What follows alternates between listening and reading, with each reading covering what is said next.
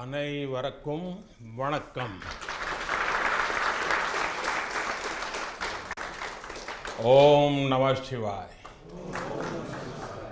शिवाय नमः.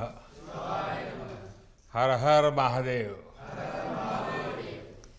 सबसे पहले विभिन्न आदिनम से जुड़े आप सभी पूज्य संतों का मैं शीश झुकाकर अभिनंदन करता हूं. आज मेरे निवास स्थान पर आपके चरण पड़े हैं. ये मेरे लिए बहुत सौभाग्य की बात है. ये भगवान शिव की कृपा है जिसकी वजह से मुझे एक साथ आप सभी शिव भक्तों के दर्शन करने का मौका मिला है. मुझे इस बात की भी बहुत खुशी है कि कल नए संसद भवन के लोकार्पण के समय आप सभी वहां साक्षात आकर के आशीर्वाद देने वाले हैं. पूज्य संतगण, हम सभी जानते हैं कि हमारे स्वतंत्रता संग्राम में तमिलनाडु की कितनी महत्वपूर्ण भूमिका रही है. वीर मंगई वेलु नाचियार से लेकर मर्द भाइयों तक, सुब्रमण्यम भारती से लेकर नेताजी सुभाष चंद्र बोस के साथ जुड़ने वाले अनेकों तमिल लोगों तक हर युग में तमिलनाडु भारतीय राष्ट्रवाद का गढ़ रहा है. तमिल लोगों के दिल में हमेशा से मां भारती की सेवा की, भारत के कल्याण की भावना रही है. बावजूद इसके ये बहुत दुर्भाग्यपूर्ण है कि भारत की आजादी में तमिल लोगों के योगदान को वो महत्व नहीं दिया गया जो दिया जाना चाहिए था. अब बीजेपी ने इस विषय को प्रमुखता से उठाना शुरू किया है. अब देश के लोगों को भी पता चल रहा है कि महान तमिल परंपरा और राष्ट्रभक्ति के प्रतीक तमिलनाडु के साथ क्या व्यवहार हुआ था.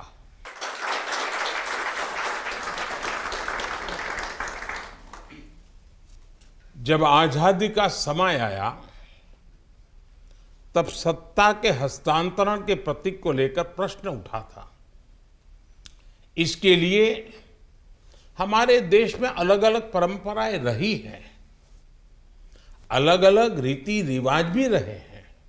लेकिन उस समय राजाजी और आदीनम के मार्गदर्शन में हमें अपनी प्राचीन तमिल संस्कृति से एक पुण्य मार्ग मिला था. ये मार्ग था सेंगोल के माध्यम से सत्ता हस्तांतरण का. तमिल परंपरा में शासन चलाने वाले को सेंगोल दिया जाता था. सेंगोल इस बात का प्रतीक था कि उसे धारण करने वाले व्यक्ति पर देश के कल्याण की जिम्मेदारी है और वो कभी कर्तव्य के मार्ग से विचलित नहीं होगा. सत्ता हस्तांतरण के प्रतीक के तौर पर तब 1947 में 1947 में पवित्र तिरुवावड़ुतुरई आदीनम द्वारा एक विशेष सेंगोल तैयार किया गया था. आज उस दौर की तस्वीरें हमें याद दिला रही हैं कि तमिल संस्कृति और आधुनिक लोकतंत्र के रूप में भारत की नियति के बीच कितना भावुक और आत्मीय संबंध रहा है। आज उन गहरे संबंधों की गाथा इतिहास के दबे हुए पन्नों से बाहर निकलकर एक बार फिर जीवंत हो उठी है। इससे उस समय की घटनाओं को समझने का सही दृष्टिकोण भी मिलता है और इसके साथ ही हमें ये भी पता चलता है कि सत्ता के हस्तांतरण के इस सबसे बड़े प्रतीक के साथ क्या किया गया। मेरे देशवासियों, आज मैं राजा जी और विभिन्न आदीनम की दूरदर्शिता को भी विशेष तौर पर नमन करूंगा। आदीनम के एक सेंगोल ने भारत को सैकड़ों वर्षों की गुलामी के हर प्रतीक से मुक्ति दिलाने की शुरुआत कर दी थी। जब भारत की आजादी का प्रथम पल आया, आजादी का प्रथम पल, वो क्षण आया, तो ये सेंगोल ही था जिसने गुलामी से पहले वाले कालखंड और स्वतंत्र भारत के उस पहले पल को आपस में जोड़ दिया था। इसलिए इस पवित्र सेंगोल का महत्व सिर्फ इतना ही नहीं है कि ये 1947 में हस्तांतरण का प्रतीक बना था।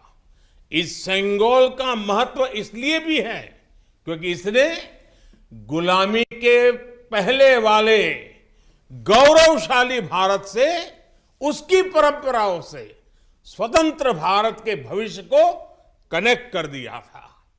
अच्छा होता कि आजादी के बाद इस पूज्य सेंगोल को पर्याप्त मान सम्मान दिया जाता, इसे गौरवमय स्थान दिया जाता। लेकिन ये सेंगोल प्रयागराज में, आनंद भवन में वॉकिंग स्टिक यानी पैदल चलने पर सहारा देने वाली छड़ी कहकर प्रदर्शनी के लिए रख दिया गया था। आपका ये सेवक और हमारी सरकार अब उस सेंगोल को आनंद भवन से निकाल कर लाई है। आज आजादी के उस प्रथम पल को नए संसद भवन में सेंगोल की स्थापना के समय हमें फिर से पुनर्जीवित करने का मौका मिला है। लोकतंत्र के मंदिर में आज सेंगोल को उसका उचित स्थान मिल रहा है। मुझे खुशी है कि अब भारत की महान परंपरा के प्रतीक उसी सेंगोल को नए संसद भवन में स्थापित किया जाएगा। ये सेंगोल इस बात की याद दिलाता रहेगा कि हमें कर्तव्य पथ पर चलना है, जनता जनार्दन के प्रति जवाबदेह बने रहना है। पूज्य संतगण, आदीनम की महान प्रेरक परंपरा साक्षात सात्विक ऊर्जा का प्रतीक है। आप सभी संत शैव परंपरा के अनुयायी हैं। आपके दर्शन में जो एक भारत श्रेष्ठ भारत की भावना है, वो स्वयं भारत की एकता और अखंडता का प्रतिबिंब है। आपके कई आदीनम के नामों में ही इसकी झलक मिल जाती है। आपके कुछ आदीनम के नाम में कैलाश का उल्लेख है। ये पवित्र पर्वत तमिलनाडु से बहुत दूर हिमालय में है, फिर भी ये आपके हृदय के करीब है। शैव सिद्धांत के प्रसिद्ध संतों में से एक तिरुमूलर के बारे में कहा जाता है कि वो कैलाश पर्वत से शिव भक्ति का प्रसार करने के लिए तमिलनाडु आए थे। आज भी उनकी रचना तिरुमंदिरम के श्लोकों का पाठ भगवान शिव की स्मृति में किया जाता है। अप्पर, समंदर, सुंदरर और माणिका वासगर जैसे कई महान संतों ने उज्जैन, केदारनाथ और गौरीकुंड का उल्लेख किया है।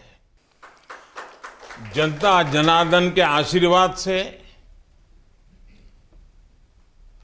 आज मैं महादेव की नगरी काशी का सांसद हूं, तो आपको काशी की भी बात बताऊंगा। धर्मपुरम आदीनम के स्वामी कुमार गुरुपरा तमिलनाडु से काशी गए थे। उन्होंने बनारस के केदार घाट पर केदारेश्वर मंदिर की स्थापना की थी। तमिलनाडु के तिरुपन्नदारु में काशी मठ का नाम भी काशी पर रखा गया। इस मठ के बारे में एक दिलचस्प जानकारी भी मुझे पता चली है। कहा जाता है कि तिरुपन्नदारु का काशी मठ तीर्थ यात्रियों को बैंकिंग सेवाएं उपलब्ध कराता था। कोई तीर्थ यात्री तमिलनाडु के काशी मठ में पैसे जमा करने के बाद काशी में प्रमाण पत्र दिखाकर वो पैसे निकाल सकता था। इस तरह शैव सिद्धांत के अनुयायियों ने सिर्फ शिव भक्ति का प्रसार ही नहीं किया, बल्कि हमें एक दूसरे के करीब लाने का कार्य भी किया। पूज्य संतगण, सैकड़ों वर्षों की गुलामी के बाद भी तमिलनाडु की संस्कृति आज भी जीवंत और समृद्ध है, तो इसमें आदीनम जैसी महान और दिव्य परंपरा की भी बड़ी भूमिका है। इस परंपरा को जीवित रखने का दायित्व संत जनों ने तो निभाया ही है, साथ ही इसका श्रेय पीड़ित, शोषित, वंचित सभी को जाता है कि उन्होंने इसकी रक्षा की, उसे आगे बढ़ाया। राष्ट्र के लिए योगदान के मामले में आपकी सभी संस्थाओं का इतिहास बहुत गौरवशाली रहा है। अब उस अतीत को आगे बढ़ाने, उससे प्रेरित होने और आने वाली पीढ़ियों के लिए काम करने का समय है। पूज्य संतगण, देश ने अगले 25 वर्षों के लिए कुछ लक्ष्य तय किए हैं। हमारा लक्ष्य है कि आजादी के 100 साल पूरे होने तक एक मजबूत, आत्मनिर्भर और समावेशी विकसित भारत का निर्माण हो। 1947 में 1947 में आपकी महत्वपूर्ण भूमिका से कोटि कोटि देशवासी पुनः परिचित हुए हैं। आज जब देश 2047 के बड़े लक्ष्यों को लेकर आगे बढ़ रहा है, तब आपकी भूमिका और महत्वपूर्ण हो गई है। आपकी संस्थाओं ने हमेशा सेवा के मूल्यों को साकार किया है। आपने लोगों को एक दूसरे से जोड़ने का, उनमें समानता का भाव पैदा करने का बड़ा उदाहरण पेश किया है। भारत जितना एकजुट होगा उतना ही मजबूत होगा। इसलिए हमारी प्रगति के रास्ते में रुकावटें पैदा करने वाले तरह तरह की चुनौतियां खड़ी करेंगे। जिन्हें भारत की उन्नति खटकती है, वो सबसे पहले हमारी एकता को ही तोड़ने की कोशिश करेंगे। लेकिन मुझे विश्वास है कि देश को आपकी संस्थाओं से आध्यात्मिकता और सामाजिकता की जो शक्ति मिल रही है, उससे हम हर चुनौती का सामना कर लेंगे। मैं फिर एक बार, आप मेरे यहाँ पधारे, आप सबने आशीर्वाद दिए, ये मेरा सौभाग्य है। मैं फिर एक बार आप सबका हृदय से आभार व्यक्त करता हूं, आप सबको प्रणाम करता हूं। नए संसद भवन के लोकार्पण के अवसर पर आप सब यहां आए और हमें आशीर्वाद दिया, इससे बड़ा सौभाग्य कोई हो नहीं सकता है। और इसलिए मैं जितना धन्यवाद करूं उतना कम है। फिर एक बार आप सबको प्रणाम करता हूं। ओम नमः शिवाय। वणक्कम।